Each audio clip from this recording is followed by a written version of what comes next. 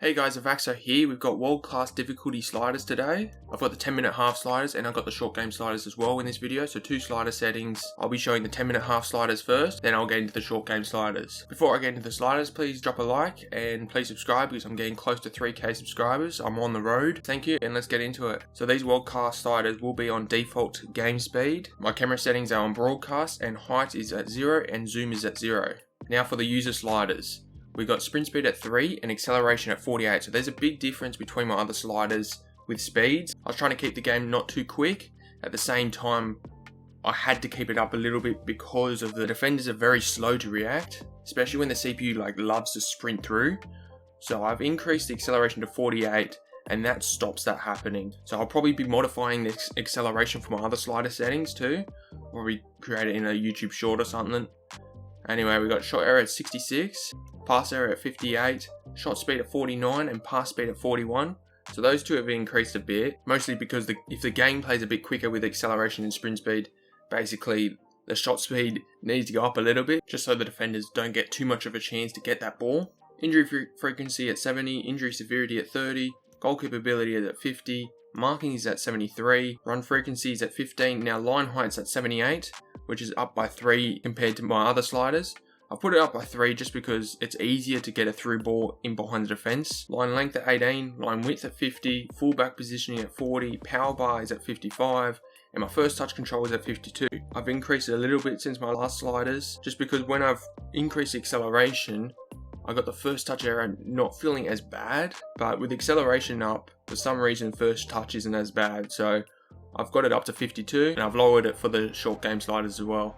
Now into the CPU sliders. You've got sprint speed at 3, acceleration at 49, so they've got 1 acceleration more. Shot error at 76, which is 10 more than the user. I don't know why the CPUs have always got really good shooting, and not only shooting, pass error as well.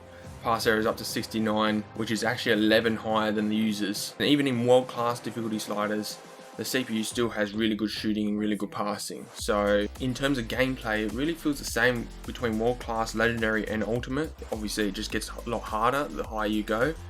But in other years, I've realized there's a difference between all different gameplays, but apparently not this year. I will be trying professional difficulty sliders. That is where they create the actual sliders. So maybe the gameplay is a little bit different there. Shot speed at 46, pass speed at 38, injury frequency at 70, severity at 30, goal capability at 50, marking at 68 for world class difficulty, run frequency at 12, line height is the same at 78, line length at 23, line width at 50, fullback positioning at 40, and first touch error at 52.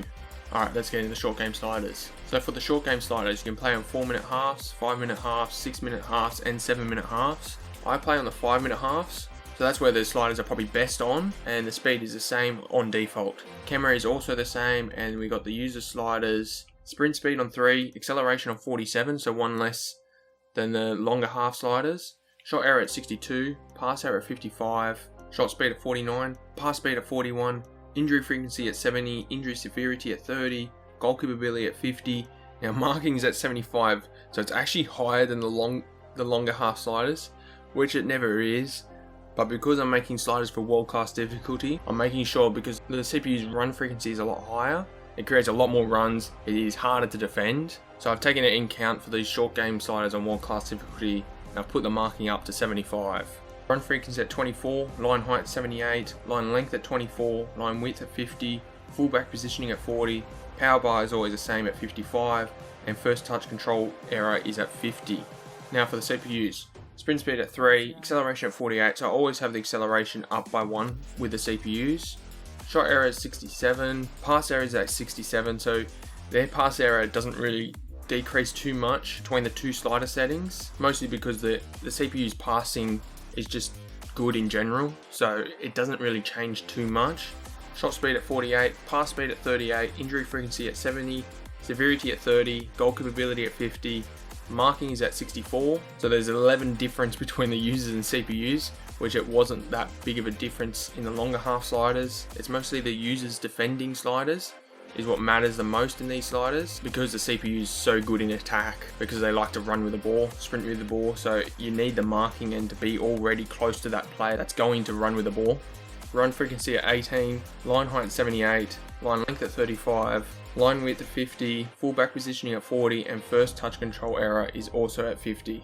So I still got a lot of sliders to bring out this year, and also I'm going to be bringing out some sliders on my second channel. So my second channel is Avaxo Gaming, please subscribe, because I'll be bringing out 20-minute half sliders on legendary difficulty. So if you're interested in that, there'll be a link in the description of this video. Anyways, thank you for watching, and I'll catch you guys later.